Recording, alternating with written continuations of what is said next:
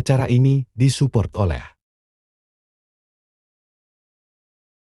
kakak sebagai kakek cicit dari Muhammad Yunus wali kota keempat. Ya, darah pemimpin itu pasti sudah ada dong, Kak? Insya Allah. Insya Allah.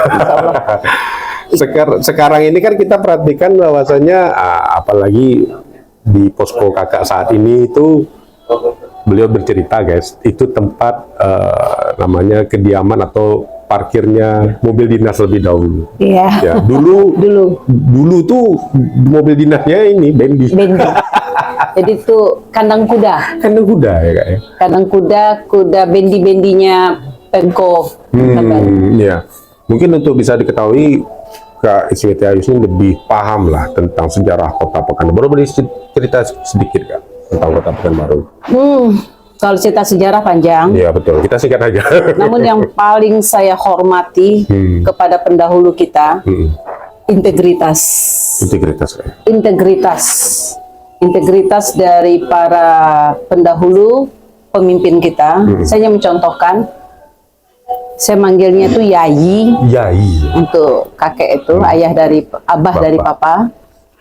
Yayi itu rumah dinasnya pasti sudut Sudirman itu. Seberangan dengan Bank Niaga ya sekarang ya. Sebelum masuk ke Jalan Tengku Zainal Abidin itu dulu rumah dinas. Itu dulu rumah dinas sampai ke belakang, sampai ada rumah almarhum juga tokoh kita Pak Suman HS. Oh, oke. Sebelahnya rumah Nyai itu. Rumah Nyai sama Yayi. Nyai. Ya. Merangkap itu sebagai tempat parkir. Parkirnya naik bendi waktu itu dengan sepeda. Nah, satu hal yang menjadi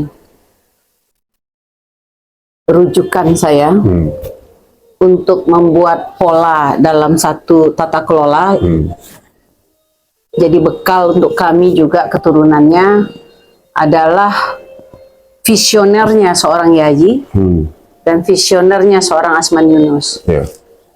Kalau kita ilustrasikan, yuk kita simulasi, mulai dari Sungai Siak, terus ada pelabuhan, itu kan membentang membelah Kota Pekanbaru, Jalan Sudirman yang panjang. Jadi Yayi pernah cerita, dulu Yayi diketawain sama masyarakat, karena yang lewat di jalan protokol itu hanya bendi dan sepeda, tapi dibuka lebar jalan itu 20. Hanya bendi sepeda tapi jalan lebar. Dibuka sampai 20. Ini untuk siapa yang lewat. Namun itu peristiwa masuk dalam sejarah hari ini. Nikmati. Dapat kita katakan belum ada apa-apanya lebar bentangan jalan segitu. Berarti memang Nyai ini sudah memikirkan. Ya itu tadi visioner Yayi. Visioner tadi itu ya. Nyai untuk yang laki-laki. Nyai dikuburkan di Singapura.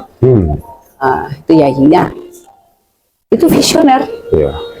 Pada tahun 54-56 yang lewat, saya ulangi lagi, itu hanya sepeda dan bendi. Tapi kenapa dibuka bentangan sisi kanan 20, bentangan sisi kiri 20? Padahal kan cuma 6 meter juga cukup. Bayangkan senyapnya jalan itu kan. Kalau saya tuh membayangkan sekarang, kalau kita bawa flashback lagi, berkarisma itu jalan kan. Dengan ketenangan, keteduhannya, rapi, bersih. Nah, itu aja. Luar biasa. Satu poin aja. Muhammad Yunus wali kota keempat memang visioner. Belum terpikirkan oleh kita, tapi beliau sudah memikirkan hal itu, bisa membentang jalan sampai 20 meter kiri kanan lagi 40 jadi 40, yang pada waktu itu tahun 54 sampai 56, nah yang lewat cuma bendi sama sepeda. Iya. Sekarang kita kembali ke cicitnya, guys. Cucu, oh ya, cucu, maaf. Kita bertanya dulu, kenapa kakak ingin maju sebagai wali kota nih? Untuk menegaskan peran. Karena di tata legislatif ada tataran ruangnya yang memahami peran itu. Di tataran eksekutif ada ruang lagi untuk memahami peran itu. Di legislatif yang memahami peran itu adalah para pengelola. Masyarakat kan para penikmat. Ya. Dia ingin yang konkret. Betul. Kalau konkret, terus ada yang dieksekusi. Yang melakukan eksekusi itu adalah eksekutif. Ya. Kalau di legislatif kan sifatnya dengan fungsi perannya, apalagi untuk DPD. Ya. Sepakat, usul, kemudian bahas, dan oleh konstitusi DPD tidak bisa memutuskan, memutuskan ada di DPR. Oke. Hanya setakat itu. Syukur-syukur menjadi bahagian yang diserap oleh DPR. Dan itu kan ranahnya hanya regulasi. Ya. Di pusat berarti untuk undang-undang. Maka tugas fungsi peran DPD RI itu melakukan pengawasan terhadap pelaksanaan undang-undang. Di tataran daerah, hierarki dari undang-undang, undang-undang dasar, undang-undang, perpu, PP, perda jauh di bawah. Nah, kalau kita kepada masyarakat, ya itu logikanya masyarakat. Ya. Saya tidak akan dapat mengatakan saya lakukan pengawasan terhadap pelaksanaan undang-undang, tidak. Tapi saat saya melakukan tugas peran itu di ruang pemerintahan, jalan. Ya. Tapi saat kita di masyarakat, saya akan mengatakan implementasi dari undang-undang itu bentuknya apa? Nah, konkret ya. Ya, betul, betul. 20 tahun menjalani, mengemas regulasi, cukup. Cukup. Jadi ya sekarang saya mau masuk ke eksekusi karena apa? Tidak bermaksud melebihkan. Bagi ukuran saya pribadi, saya sudah melakukan peran sebagai legislator itu di luar dari kewenangannya. Yeah. Kalau bahasa SBY kan abuse of power. Iya,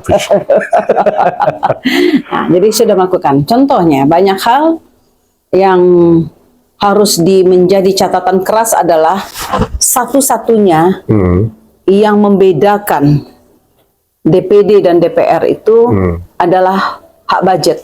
Oke. DPD sama sekali tidak ada hak memang budget. tidak ada hak Tidak sama sekali, hanya itu yang satu-satu membedakan. Sementara saat kita bicara implementasi, Iya. implementasi itu adalah pelaksanaan undang-undangnya dan konkretnya adalah program. Program itu budget. Iya. Sedangkan DPD tidak ada hak budget.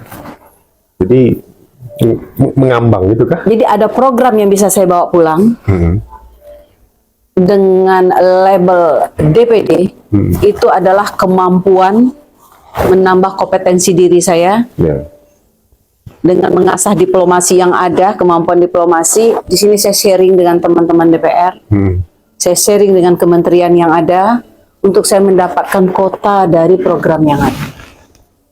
Apakah itu bedah rumah, Ya. apakah itu irigasi, Ya.